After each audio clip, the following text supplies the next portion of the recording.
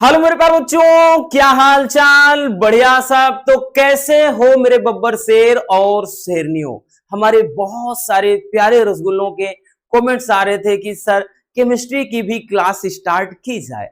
तो आज के इस वीडियो में हम केमिस्ट्री में चैप्टर 1 जो कि विलेन है और बहुत ही इंटरेस्टिंग चैप्टर है, इसमें आज हम यूं समझना एकदम जीरो लेवल से सीखने वाले हैं, एकदम बेसिक से सीखने वाले हैं।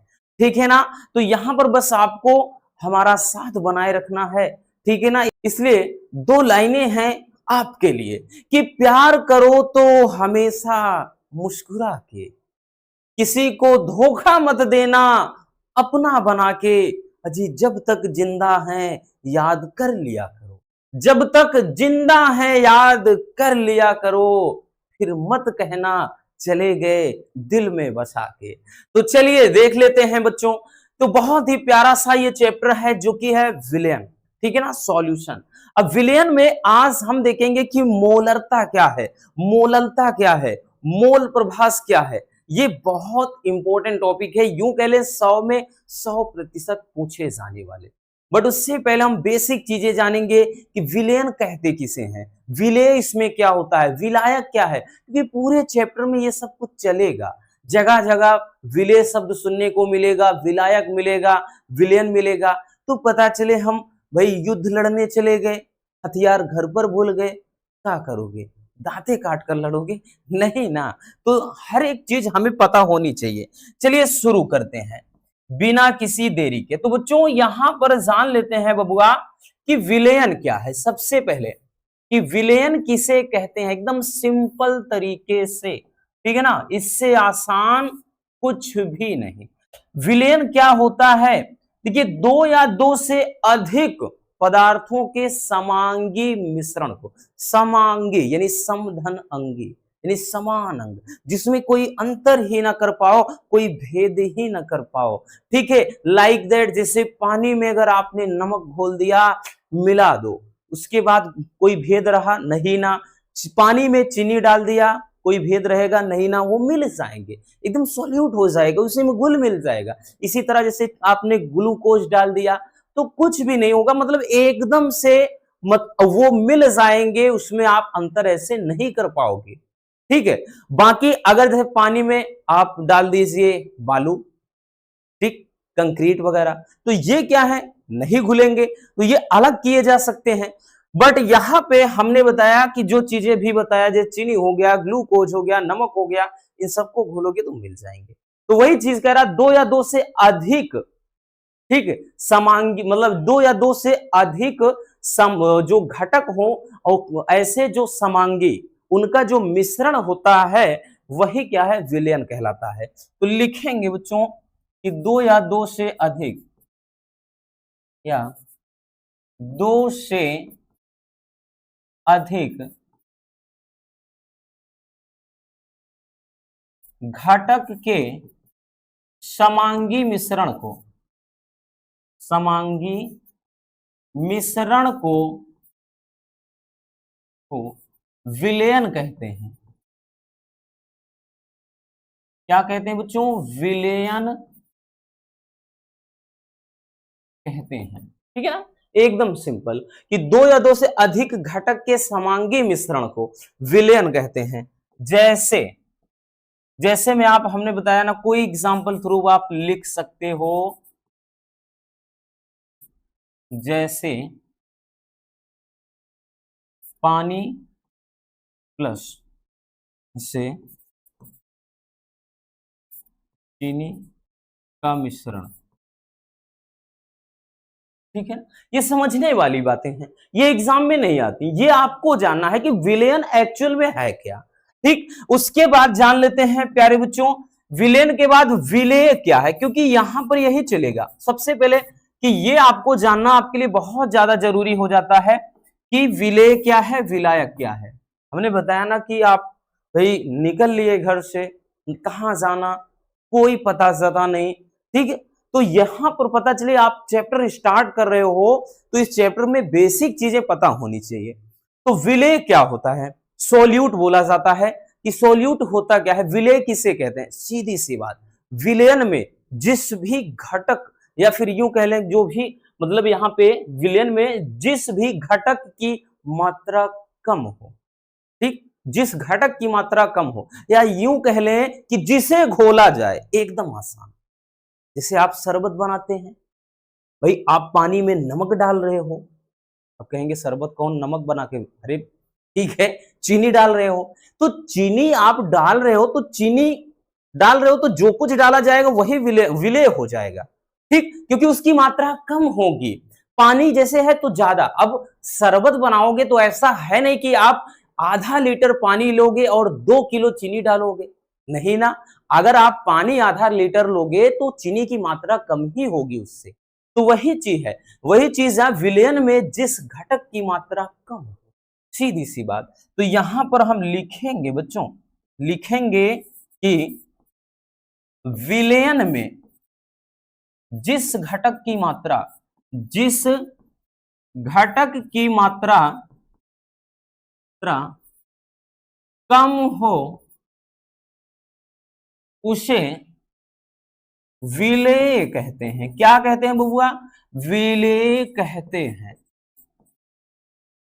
ठीक है, उसे क्या कहते हैं, विलेय कहते हैं। जैसे हमने बताया ना, नमक हो गया, चीनी हो गया, ठीक है, ग्लूकोज हो गया, ये सबके सब विलेय में आ जाएंगे, विलेय जो घुल जाते हैं।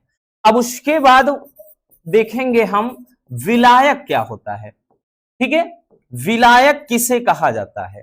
भाई विलायक क्या है, तो इसी का अपोजिट, विलयन में जिस घटक की मात्रा ज्यादा हो, जैसे पानी ज्यादा होगा तो पानी विलायक है, या फिर जिसमें कोई चीज घोल दिया जाए वो विलायक, जिसको घोला जाए विलेय। जैसे इन सबको आप घोलोगे, अब जिसमें घोलोगे, पानी में घोलोगे तो वो पानी विलायक। तो सीधी सी बात, तो यहां पे हम परिभाषा लिखेंगे कि विलयन में जिस घटक की मात्रा,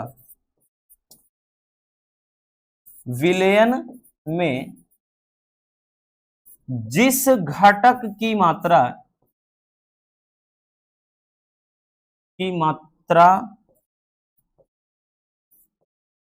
अधिक हो उसे क्या कहेंगे, विलायक, उसे विलायक कहते हैं। लाइक दैट, फॉर एग्जाम्पल, जैसे में अभी हमने क्या बताया, जैसे पानी हो गया, ठीक है, पानी विलायक है। अब एक एग्जाम्पल के थ्रू हम आपको एकदम क्लियर कर देते हैं, एक एग्जाम्पल के थ्रू पूरा का पूरा एकदम सीन क्लियर कर देते हैं मेरे प्यारे रसगुल्लों, ध्यान पूर्वक समझिएगा। अब यहां पे जैसे हमने पानी भर लिया पूरा, ठीक है ना, और इसमें बाहर से अपन कोई चीज घोल दे रहे हैं, इसमें बाहर से कोई चीज हम घोल रहे हैं, ऐसे इसमें कोई चीज बाहर से घोला जा रहा है। अब यहां पे आपको ध्यान देना है कि जो चीज घोला जाएगा, जो चीज घोला जाएगा उसे कहते हैं विलेय, ध्यान देना, ठीक है, वो सोल्यूट होगा। जिसमें घोला जाए, जैसे इसमें घोला जा रहा है तो ये पानी है, तो पानी विलायक कहलाएगा, सोलवेंट कहलाएगा, और बाकी ये पूरा मिलाकर जो कहलाता है प्यारे बच्चों, ये पूरा विलयन होता है। पूरा क्या होता है, विलयन। मतलब सीधी सी बात, एक लाइन में अगर हम लास्ट में समझें तो विलयन बराबर विलेय प्लस विलायक,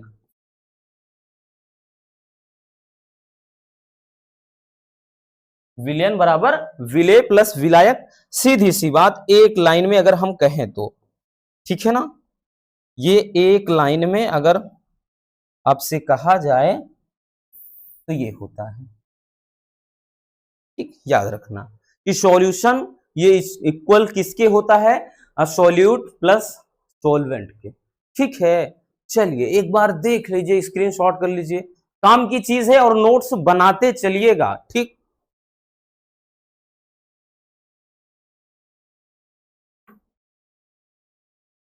हो गया ना। चलिए आगे चलते हैं बच्चों।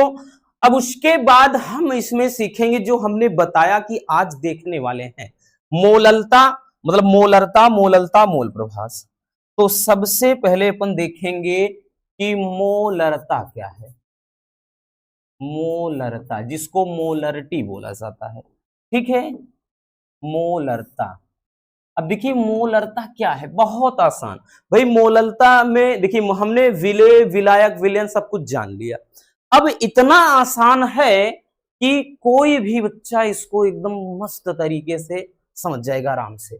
जैसे प्यारे बच्चों, मान लिया कि हम कोई सॉल्यूशन लेते हैं और वो कितना ले लिया, इसकी भाई इसका वॉल्यूम कितना है, वो 1 लीटर ले लिया। कितना? 1 लीटर इस आयतन ले लिया हमने, ठीक है। ये पूरा जो विलयन है, ये जो पूरा विलयन है वो कितना है, वो है 1 लीटर। 1 लीटर ये पूरा विलयन है। तो 1 लीटर विलयन में, 1 लीटर विलयन में घुले विलेय के, अब इसमें जो भी आप घोलोगे, जो भी घोलोगे, जैसे मान लिया हमने NaCl, ठीक है, साल्ट घोल रहे हैं, तो विलेय के मोलों की संख्या और इसके मोल, जितने मोल आप घोलोगे। अब मोल कैसे निकलता है, तो मोल बराबर बच्चों होता है भार बटे अणुभार। वो चीजें अभी आगे हम समझेंगे, ठीक है ना, पहले आप ऐसे समझ लो। तो यहां पे परिभाषा क्या बताया बबुआ कि 1 लीटर, 1 लीटर विलयन में घुले विलेय के, ये क्या है, विलेय है, विलेय के मोलों की संख्या को क्या कहते हैं, मोलरता कहते हैं। आई बात समझ में, है ना आसान, कुछ भी टफ नहीं है। चलिए सिंपल तरीके से इसकी डेफिनेशन हम पहले लिख लेते हैं। चलिए लिख लेते हैं प्यारे बच्चों।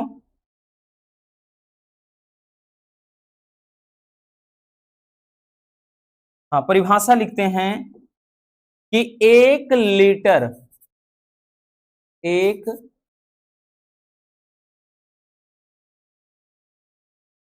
लीटर विलयन में, विलयन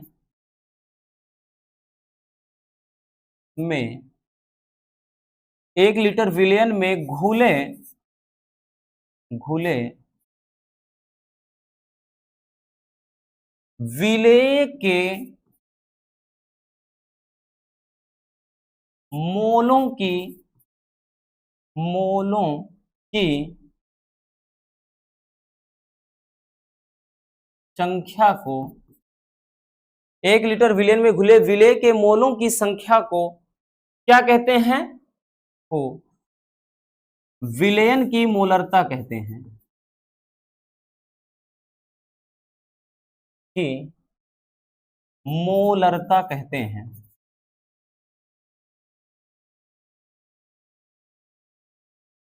ठीक है, देखिए सब कुछ हमने समझा दिया यहां। अब चित्र की कोई जरूरत है नहीं, तो सीधी सी बात, अब यहां पे जो है काम की चीज वो समझना। यहां पे क्या बोल रहा है कि 1 लीटर विलयन में घुले विलेय के मोलों की संख्या को क्या कहते हैं, मोलरता कहते हैं। तो मतलब अगर हम सीधे, सीधी सी बात है, और इसे कैपिटल M से दर्शाते हैं, ये भी लिख लेना कि इसे M से दर्शाते हैं। अब ध्यान से समझिएगा प्यारे बच्चों, देखिए इसको अपन लिखेंगे कैसे, कि अब लिखेंगे कि मोलरता बराबर, मोलरता बराबर, अब देखो कह रहा है कि विलेय के मोल, विलेय के मोल, और नीचे क्या है, कह रहा है कि 1 लीटर विलयन में घुले, तो यहां पर क्या हो जाएगा, नीचे क्या है, विलयन का आयतन, विलयन का आयतन, और वो भी किसमें, लीटर में। अब इसको जब थोड़ा सही से लिखेंगे तो हम ये लिख सकते हैं कि मोलरता बराबर, अभी क्या बताया हमने कि विलेय के मोल, मोल बराबर क्या होता है बच्चों, भार बटे अणुभार। अभी हमने बताया ना, सब कुछ यहां पर बताया कि जो चित्र था।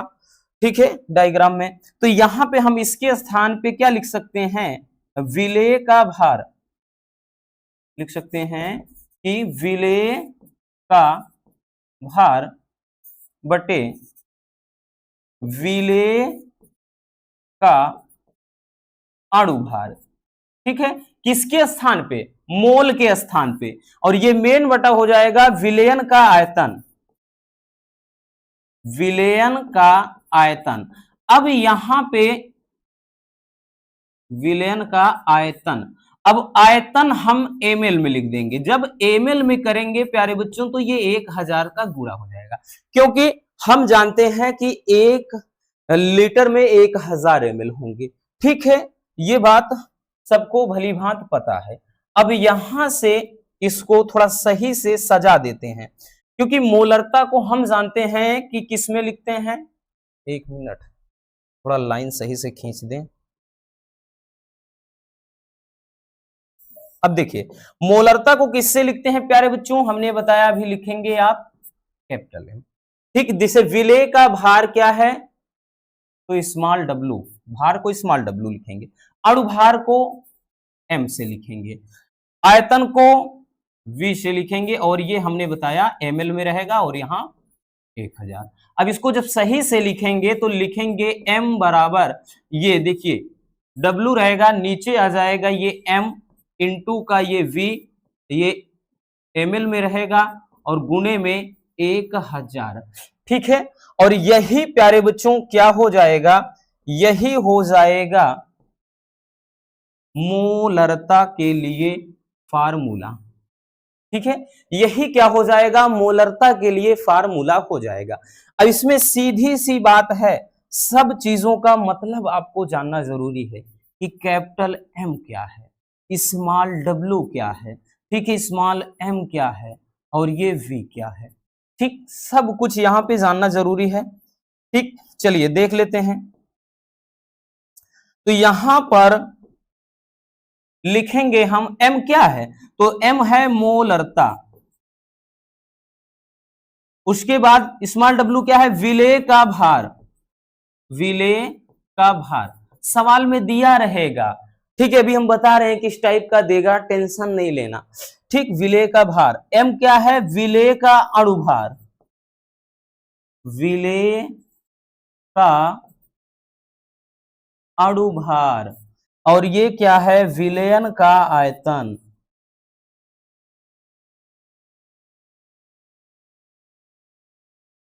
अब देखिए सवाल ऐसे देगा, सवाल देगा कि 20 ग्राम कास्टिक सोडा को 500 ml जल में घोला जाता है। ठीक है, तो विलेन की मोलरता ज्ञात कीजिए, तो सब कुछ पता चल जाएगा आराम से। ठीक, जब हम न्यूमेरिकल बताएंगे ना, टेंशन नहीं लेना इसके लिए। तो ये हो जाएगा मोलरता, जो कि बहुत प्यारा सा टॉपिक है, बिल्कुल आप लोगों की तरह। चलिए जल्दी से नोट कर लीजिए। हाँ, एक चीज और, अभी मात्रक भी जरूरी है। इसका मात्रक बच्चों क्या होता है, मात्रक तो भूल ही गए, पूछता है मात्रक क्या है, बहुविकल्पी वगैरह में भी आ जाता है, मोल प्रति लीटर। ठीक है, याद रखिएगा प्यारे बच्चों, इसका जो मात्रक हो जाएगा मोल प्रति लीटर हो जाएगा। ठीक, क्योंकि यहां वॉल्यूम है, आयतन है। स्क्रीनशॉट कर लीजिए।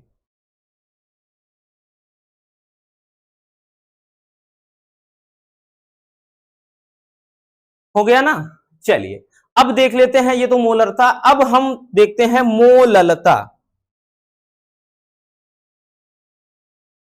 मोललता,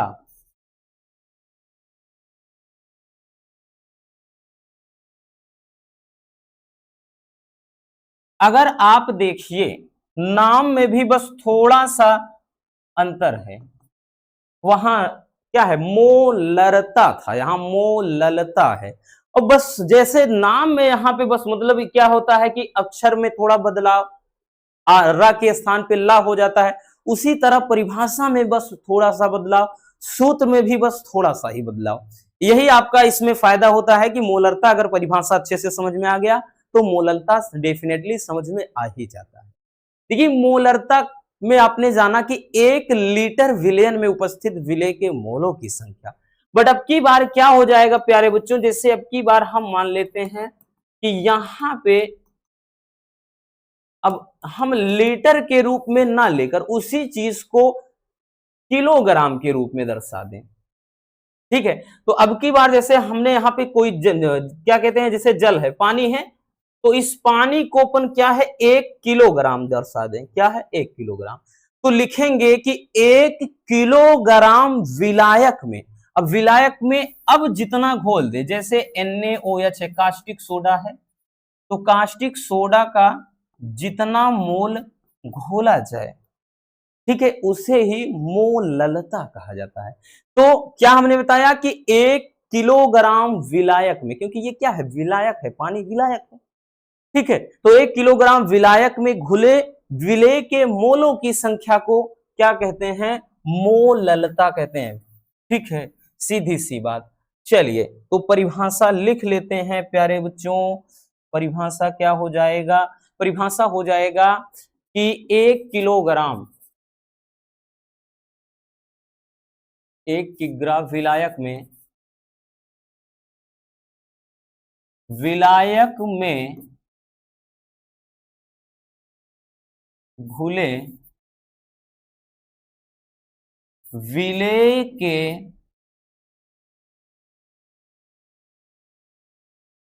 मोलों की संख्या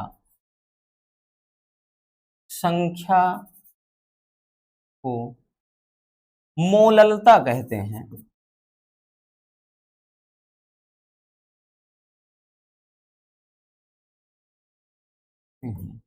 एकदम सिंपल है, कोई इसमें दिक्कत होना ही नहीं चाहिए परिभाषा में। इसे ध्यान देना m डैश से दर्शाते हैं।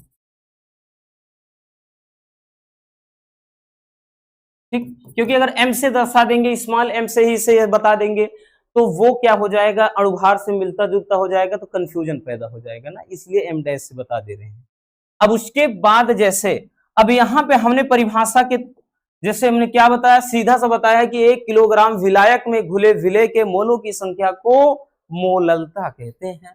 तो प्यारे बच्चों यहां पे अब हम परिभाषा अगर लिखना चाहेंगे, क्या हो जाएगा, मोललता बराबर, मोललता बराबर क्या हो जाएगा, विलेय के मोल, ऊपर तो सेम रहेगा, कोई बदलाव नहीं, विलेय के मोल, और नीचे क्या हो जाएगा, यहां पे मतलब यहां पे विलायक का भार, नीचे क्या हो जाएगा विलायक का भार, और वो भी केजी में, ठीक है, किग्रा में। अब चूंकि हमको पता है कि मोल बराबर, यहां एक बार लिख भी दे रहे हैं ताकि दिक्कत ना हो, चूंकि मोल बराबर भार बटे अणुभार होता है बच्चों, ये हमेशा के लिए याद रखना, ठीक है, हमेशा के लिए काम की चीजें हैं, क्योंकि ये होता है। तो हम यहां पर लिखेंगे कि मोललता, मोललता बराबर विलेय के मोल के स्थान पे हम क्या लिखेंगे, तो लिखेंगे विलेय का भार, विलेय का भार, फिर नीचे विलेय का अणुभार, अणुभार, और नीचे सबसे ये मेन बटा है आपका, नीचे क्या हो जाएगा विलायक का भार, भार। अगर किलोग्राम में है, हम इसको ग्राम में कन्वर्ट करेंगे तब भी जाकर ये 1000 का गुणा हो जाएगा। यानी हमें पता है बच्चों कि 1 किलोग्राम में 1000 ग्राम होता है, तो इसको अब हम सही रूप में लिखना अगर चाहेंगे, इसको हम सही रूप में लिखना जब चाहेंगे बच्चों, तो क्या हो जाएगा कि मोललता बराबर, मोललता बराबर क्या हो गया, देखिए विलेय का जो भार है, 1 मिनट, ये तो सब कुछ लिख ही दिया है, डायरेक्टली लिखें m डैश बराबर कि भाई विलेय का भार कैपिटल W, अणुभार को एम से दर्शाते हैं, है ना, ये चीज आपको पता है। और अणुभार निकालते कैसे हैं तो वो सब बताएंगे, जैसे सवाल जब हम बताएंगे तो, जैसे NaOH है तो अणुभार जब भी निकालना पड़ेगा Na, जैसे सोडियम 23 है तो इसका परमाणु भार, मतलब सोडियम 11 है, परमाणु भार 23, ऑक्सीजन 8 होता है परमाणु क्रमांक, परमाणु भार यहाँ पे 16, इसी तरह से हाइड्रोजन के 1 होता है, तो ऐसे करके निकाला जाता है ना। वो चीजें हम बताएंगे न्यूमेरिकल में। तो ये अभी केवल और केवल ये जानिए कि हाँ स्मॉल w क्या है, m क्या है, और उसके बाद यहाँ पर आपका कैपिटल W क्या है वो जानना होगा, ठीक है। और नीचे विलायक का भार, इसको कैपिटल W से दर्शाते हैं, ये ग्राम में रहेगा बच्चों। उसके बाद ये 1000 ग्राम। जब इसको थोड़ा और सही से लिखेंगे सजा कर तो m डैश बराबर ये क्या हो जाएगा, स्मॉल w, नीचे आया m इंटू कैपिटल W, और ये ग्राम में, और ये 1000, ठीक है, ये इतना हो जाएगा, ठीक। यही आपका क्या हो गया, फार्मूला। और बाकी रही बात सैंबल की, तो प्यारे बच्चों सैंबल में हमने आपको बताया है, याद रखना स्मॉल w क्या है, m क्या है, कैपिटल W क्या है, बार बार ये चीजें आपको बता रहे हैं, अब तो एकदम समझ में आ गई होंगी, ठीक। ये चीजें एकदम बढ़िया से समझ में आ, क्योंकि स्मॉल w क्या है, विलेय का भार, विलेय का भार, यानी जो कुछ भी घोला जाता है वो विलेय ही तो होता है, विलेय का भार। और नीचे m क्या है, विलेय का अणुभार, विलेय का अणुभार। और ये क्या है, कैपिटल W विलायक का भार। सवाल में दिया रहेगा ऐसे ही कि यहाँ पे 5 ग्राम NaCl को दे देगा 450 ग्राम पानी में घोला गया है, तो विलयन की मोललता ज्ञात कीजिए, है ना। बड़ा एकदम मजेदार न्यूमेरिकल इस पे लगता है। अभी तो डेफिनेशन, मतलब इसका हम डेफिनेशन देख रहे हैं, क्योंकि ये अक्सर पूछा जाता है, 2026 के बोर्ड एग्जाम में भी आया हुआ है। 2026 के बोर्ड एग्जाम में भी मोलल पूछा था कि मोलरता और मोललता की परिभाषा लिखिए, ऐसा पूछा गया है। तो याद रखिएगा बच्चों, ये टॉपिक ही काफी इंटरेस्टिंग है, ठीक। चलिए जल्दी से इसको भी स्क्रीनशॉट कर लीजिए, फिर उसके बाद अब हम देखते हैं क्या कहते हैं मोल प्रभाज को, तो स्क्रीनशॉट कर लीजिए।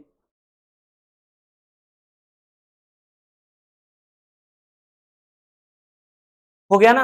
अब चलिए देखते हैं कि मोल प्रभाज क्या है। मोल अंश या मोल प्रभाज, ये तो और भी इंटरेस्टिंग टॉपिक है। मोल प्रभाज या मोल अंश, मोल प्रभाज या मोल अंश बोलते हैं, और ये बहुत ज्यादा इंपॉर्टेंट है। ये अक्सर बच्चों जब भी आता है ना 3 नंबर में आता है, ठीक है ना। ये और भी ज्यादा, उससे भी ज्यादा इंपॉर्टेंट है, याद रखिएगा बच्चों, ठीक। बिल्कुल भी इसको मतलब इग्नोर नहीं करना है। देखिए नाम ही जैसा कि लग रहा है कि मोल प्रभाज या मोल अंश, मोल अंश, अंश का मतलब हिस्सा। तो जैसे अगर हम मान लें कोई इस तरह से ले लिए बच्चों कि एक सॉल्यूशन ले लिया, और इसमें ABC 3 घटक घोल दिए, या AB 2 ही घटक घोल दिए, तो यहां पर हम ये कहेंगे कि इसमें अब 2 घटक हैं, है ना। हम यही तो बोलेंगे कि इसमें 2 घटक हैं, एक A है एक B है। 1 मिनट बबुआ, थोड़ा पानी पी लें, गला सूख रहा है।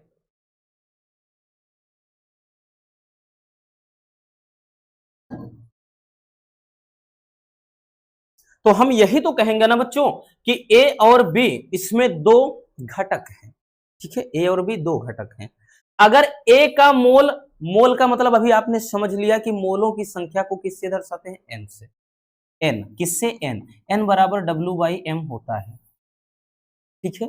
मोलों की संख्या, फिर से बोलो, मोलों की संख्या को N से दर्शाते हैं, तो N बराबर W/M। 1 मिनट, 1 मिनट, थोड़ा पीछे पीछे पीछे पीछे, गो बैक। मात्रक भूल गए क्या, मात्रक भूल गए, कोई बात नहीं, अभी कोई देरी नहीं हुई। मात्रक इसका उसमें मोल प्रति लीटर था, इसमें मोल प्रति किग्रा हो जाता है, ठीक है ना, किलोग्राम। मोल प्रति किलोग्राम हो जाता है। तो मात्रक थोड़ा ध्यान दीजिए भाई, है दिमाग से चीजें निकल जाती हैं, ठीक है ना। स्क्रीनशॉट कर लो एक बार जल्दी से। चलिए, हाँ ये मात्रक हो गया कि मोल प्रति किग्रा, मोललता का। अब इसमें देखिए हमने क्या बताया कि जैसे मोलों की संख्या को भार बटे अनुभार से दर्शाते हैं। अगर ए के मोलों की संख्या को कहेंगे तो आप एन ए से दर्शाओगे, बी के मोलों की संख्या को आप कहेंगे तो आप एन बी से दर्शाओगे, सीधी सी बात है ना बच्चों। अब उसके बाद बाकी मोल अंश को काई से दर्शाया जाता है। अगर ए का मोल अंश कहा जाए तो काई ए लिखेंगे, या एक्स से बहुत बच्चे पढ़ते हैं। बी का कहेगा तो काई बी पढ़ेंगे। तो ये पढ़ने वाली बात है, इतनी सी बात समझ में आ गई। चलिए अब जानते हैं कि एक्चुअल में ये मोल प्रभाज या मोल अंश ये कौन सा प्राणी है, किसे कहते हैं। तो बहुत अच्छे से समझिएगा। तो यहां पे अभी हमने बताया कि जैसे ए है, बी है, हाँ ए है, बी है, ए है, बी, उसके बाद यहाँ पे भी इस तरह से ए बी, इसमें दो घटक घोले गए हैं। इसमें किसी विलेन में दो घटक घोले गए हैं। सी, आप तीसरा भी घोल सकते थे, कोई दिक्कत नहीं, दो से समझना आसान है। और न्यूमेरिकल में भी इसमें अक्सर दो ही आता है, ज्यादा सवाल आता है 100% आता है, कोई इसमें दो राय नहीं है, इसीलिए बोल रहे हैं टॉपिक काफी इंटरेस्टिंग है। अब देखिए जब भी निकालना हो मोल प्रभाज कैसे निकालेंगे। मोल प्रभाज की परिभाषा क्या हो जाता है कि किसी विलेन में उपस्थित, ध्यान से सुनिएगा प्यारे बच्चों, कि किसी विलेन में, ये विलेन है, किसी विलेन में उपस्थित किसी घटक का जो मोल अंश हो, जैसे ए का ए घटक, तो ए का मोल अंश उस घटक में उपस्थित क्या होता है, हमने यही बताया। देखिए क्या कह रहा है कि किसी विलेन में उपस्थित किसी घटक का मोल अंश। तो हम भाई एक विलेन है, उसमें घटक एक उठा लिए हैं, कौन सा ए, तो हमने ए उठा लिया।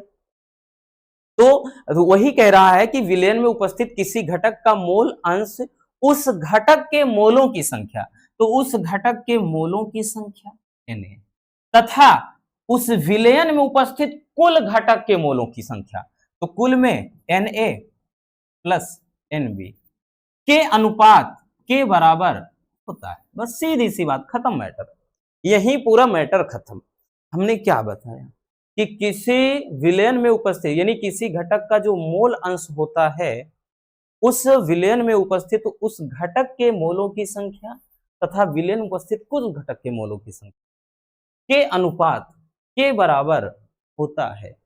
आई बात समझ। चलिए तो परिभाषा समझते हैं, परिभाषा डायरेक्ट लिखेंगे तो अच्छे से समझ में आ जाएगा, ठीक है। तो लिखेंगे प्यारे बच्चों कि किसी विलेन में उपस्थित, किसी विलेन में उपस्थित किसी घटक का मोल प्रभाज या मोल अंश, चाहे जो कह लो, मोल अंश उस घटक के मोलों की संख्या। देखिए क्या कह रहा है कि किसी विलेन में उपस्थित किसी घटक का मोल अंश उस घटक के मोलों की संख्या तथा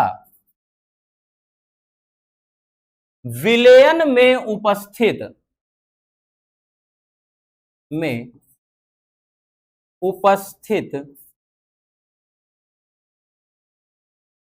कुल घटक के मोलों की संख्या के अनुपात के बराबर होता है, के बराबर होता है, सीधी सी बात। अब आपको समझ में आएगा, जैसे कि यहां पे हमने क्या कहा, फार्मूले की तरीके से एक बार समझ लेते हैं बच्चों। तो हमने क्या बताया, जैसे घटक थोड़ा पीछे से लिखते हैं, घटक का मोल प्रभाज या मोल अंश बराबर, हमने बताया घटक का मोल अंश या मोल प्रभाज बराबर घटक के मोल की संख्या, यानी जिस घटक का निकाल रहे हैं आप। नीचे क्या है, कुल घटक के मोल की संख्या, कुल घटक के मोल की संख्या, कुल घटक के मोल की संख्या, ये होता है। अब जैसे यहां पर लिख देंगे थोड़ा एक लाइन, माना किसी विलयन में दो घटक A तथा B हैं। अब A तथा B हैं, तो अब हम सबसे पहले निकालेंगे कि A का मोल प्रभाज। अब आप बहुत आसानी से समझ पाएंगे बच्चों, A का मोल प्रभाज, क्योंकि हमने बताया इसको काई A से दर्शाते हैं, मतलब काई से, तो यहां X से पढ़िए या काई A पढ़िए, ठीक है। तो प्यारे बच्चों आप लिखेंगे यही कि काई A या XA। A का पूछ रहे हैं तो A के मोलों की संख्या, देखिए जिसका पूछे उस घटक के मोलों की संख्या, आप जैसे A का पूछ रहा है तो Na हो गया। फिर उसके बाद नीचे कुल, भाई कुल का मतलब A प्लस B, एक और तीसरा C होता तो A plus B plus C, तो नीचे क्या हो जाएगा, ये A और नीचे हो जाएगा यानी Na प्लस NB, तो यहां पे ये चीज हो जाएगा, ठीक है। अब उसके बाद यहां ये आपका फार्मूला हो जाता है किसके लिए, ए का मतलब मोल प्रभाज के लिए। इसी तरह से आप जैसे निकालना चाहेंगे अब बी का, ठीक है, आप बी का निकालना चाहेंगे, समझिएगा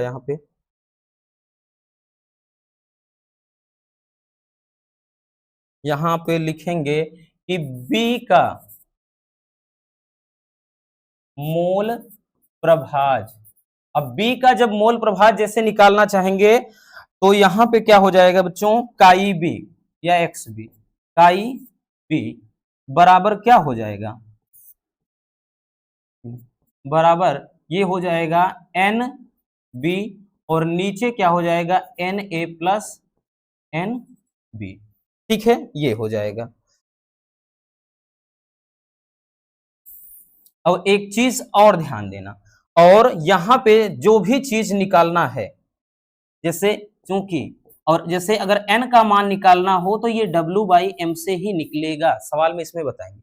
बाकी एक चीज फिर से इसका सैंबल पूरा जान लेते हैं बच्चों कि इसमें कौन सा चीज क्या है। ये काई ए क्या है, ठीक, एन ए क्या है, एन बी क्या है, देखिए सब कुछ जानना बहुत ज्यादा जरूरी है बबुआ, इसलिए तो काई ए क्या है, तो ए का मोल प्रभाज या मोल अंश, एन ए क्या है, तो ए के मोल की संख्या है, एन बी क्या है, तो बी के मोल की संख्या है,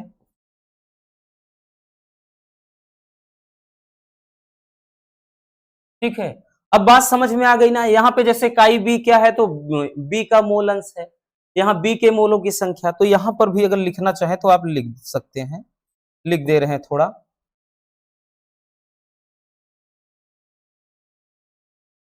एन ए और एन बी फिर से लिख दे रहे हैं, ठीक है।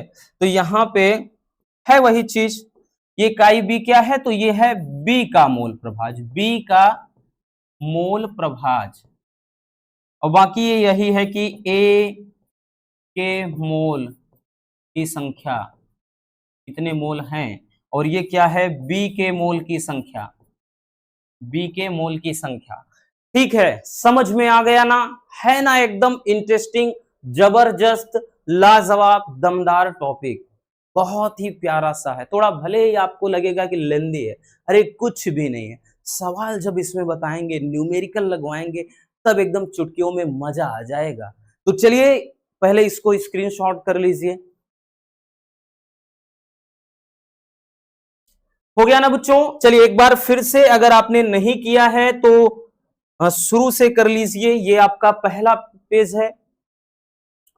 फिर इसके बाद इसको कर लीजिए। फिर उसके बाद ये आपका हो गया मोललता वाला। फिर उसके बाद ये मोल प्रभाज या मोलर। ठीक, तो बस आज के इस वीडियो में इतना है। वीडियो कैसी लगी कमेंट करके जरूर बताइएगा। अगर पसंद आई हो प्यार से लाइक कर देना। नए हैं तो चैनल को सब्सक्राइब जरूर कर लीजिए, ताकि ऐसे मजेदार टॉपिक रेगुलर आप तक पहुंचते रहें।